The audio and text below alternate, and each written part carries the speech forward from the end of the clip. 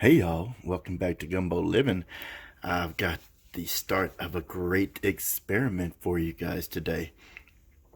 Now, you're not going to believe this, but I'm going to show you the culmination of 20 some years of research to find out. I had some sauce 20 some years ago from a real Italian lady in New York when I was in school up in DC. A New Yorker took me home to his little Italian mama, and she had some sauce so good. It blew my mind. I said, I'm going to make that sauce. And ever since then, I have been trying to figure out how to make that sauce. And I finally figured it out. And I'm going to give you the trick. And you're not going to believe it because it's too easy. Okay? But hear me now, believe me later. One of my mother's favorite sayings. Hardly any of the ingredients I show you matter. What matters is one key trick. Hold on a little while and I'll tell you what that trick is. But here's another trick for the flavor of your sauce. Now, like I said, flavor is subjective, so your taste buds might be a little different from mine. You might want a little more basil, a little more oregano, that kind of thing. So adjust that to your taste buds. But the key to your sauce is the trick coming up in a second. All right, so here's the trick to the flavor part of it. We're going to get our NutriBullet thing out. That's the water from rinsing out the can, because I believe in getting every little bit. I was raised above a restaurant, so I never waste. Okay, so we're going to get every little bit of tomato out of there. In my NutriBullet thing, I'm going to add 1/4 of an onion. Boop. I'm going to add 3 or 4 medium-sized cloves of garlic. You can add the whole paper and everything in there. It's good fiber. I'm going to add a couple of chunks of bell pepper. I have had some fresh basil that I was drying, so I'm going to take that fresh basil and I'm going to ball that up and I'm going to throw that in there. Basils. I love the basils.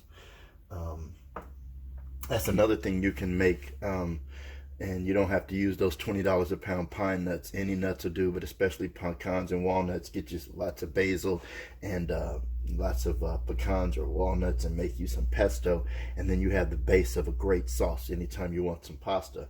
That's another great trick I learned at the Italian restaurant I used to run. All right, I'm going to add a bunch of oregano. And that's it. That's going to go in this little joker. So let's put the top on. Make sure we get all that in there. Give that a spin.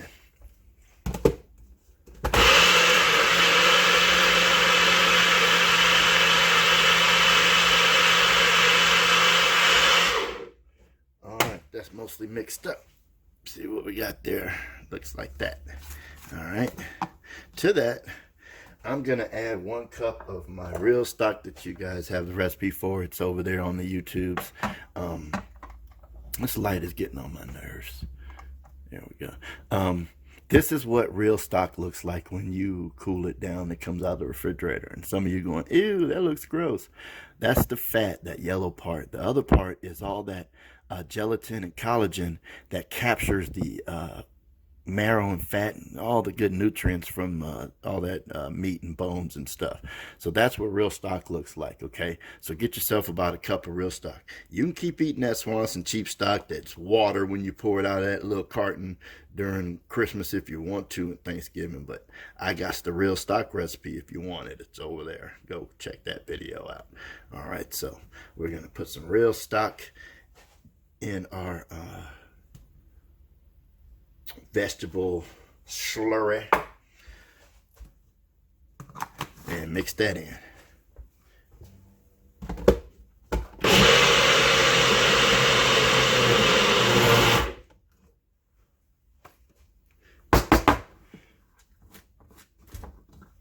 All right, now we're going to add that in.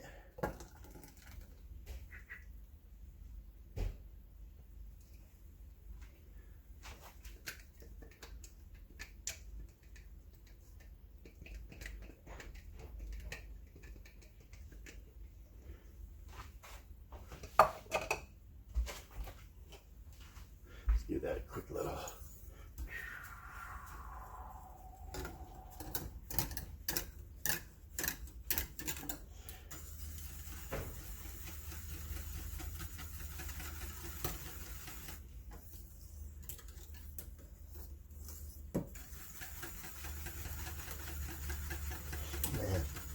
Now this isn't on yet, and I haven't done anything, but it already smells like sauce. This isn't gonna, it's gonna be hard to fully incorporate it because of all that fat in the chicken and all that kind of stuff, but I'm gonna get it most of the way there by doing this. There's one more ingredient I'm gonna put in there. Even though there's some fat in there from that stock, I'm gonna put a little bit more this real lamb fat, because this fat has some good flavors in it. It's the reason why Italian people like the lamb and the veal, because it's delicious, and they know delicious. So let's do that. Tap that off.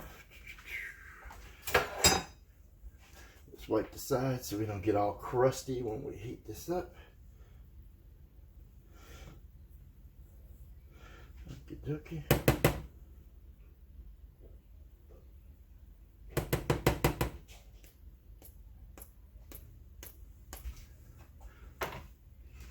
All right, so here is the magic secret trick. And you're not going to believe this, but I used to be a corporate spy. And I worked for somebody, a restaurant chain in, I'll give you these clues. It's in Houston, and they're famous for a certain tomato soup. They sent me on a spy mission to find out the recipe at a certain person who is very famous for tomato sauces and ketchups. And their big secret, the secret that if you even watch how it's made, they won't tell you, is the temperature and the length of time that they cook the sauce, because that is the key. That's the flavor. If you go above this temperature, the sauce breaks. And that's when you notice you come back to your sauce, it's bubbling on top and it's broken, all the fat's on top. Bam, wrong. You've ruined that sauce. Now, I'm not saying you should throw it away, because it's still going to be okay. You can save it, but don't do that ever again. The secret to that sauce is that it never goes above 160 degrees, and they cook it more than 3.5 hours.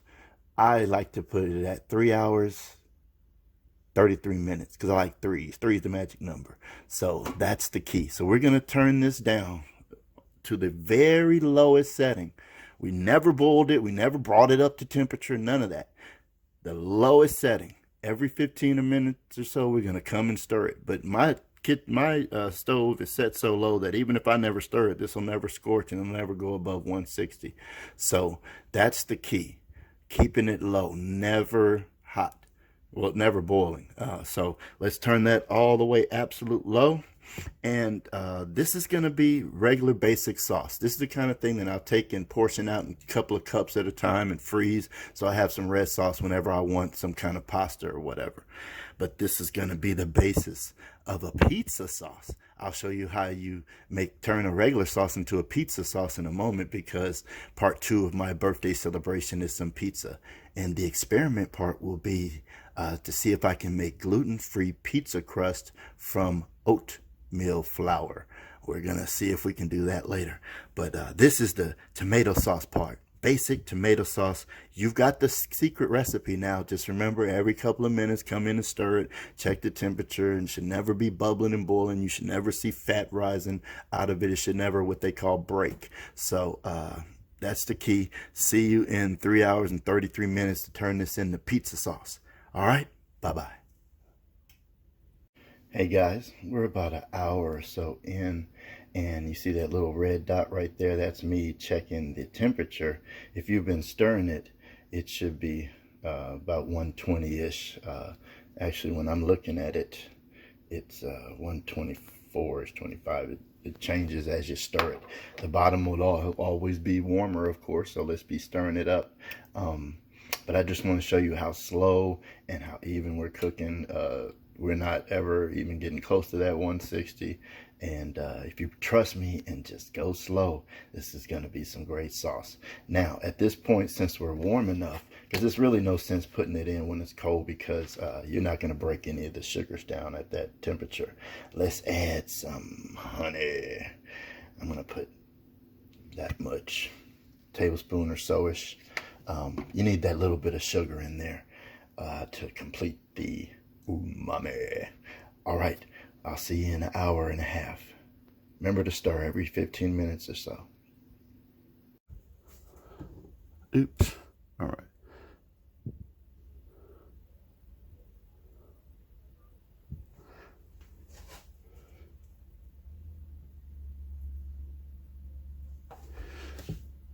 Okay, there it is. So when you stir it around, you can see the temperature is getting to be about 160. That's the magic number. You can turn this off and let it sit there for another few minutes. We're going to, at this point, when it's all cooked down, this is when we're going to add our salt. Because if you add salt to things that are cooking down too early, what you're going to end up doing is, when it reduces, it'll be way saltier than you intended, and you can never take it out. Only thing you can do is water it back down, which was the original point, was to cook it down. So never add salt to anything until the end. Now we're going to add a little bit, probably about a teaspoon of our better than bouillon, and you see on here that it has a lot of salt. Okay, but that's 1 teaspoon worth is 38, and they expect you to put that in a cup of water and make you some really weak soup or whatever. But if you take a teaspoon of this and add it to this whole pot, I guarantee you'll end up with a good flavor, because it has a lot of good spices and stuff in there. But it has too much salt for its proportions. So let's change their proportions, but still use their product to our purposes. So we'll dump that in there. Let's get that around. Okay. Now, you know this is hot. It's going to stay hot for a while. That's why I said you can really turn it off. We're going to stir that in there. We're going to taste. We're going to adjust. You make it to your taste. In a little while, I'm going to take this base and I'm going to put some stuff in it and make it into pizza sauce, and we'll start our pizza. I can't wait for my evil plans to come together. I'll see you then.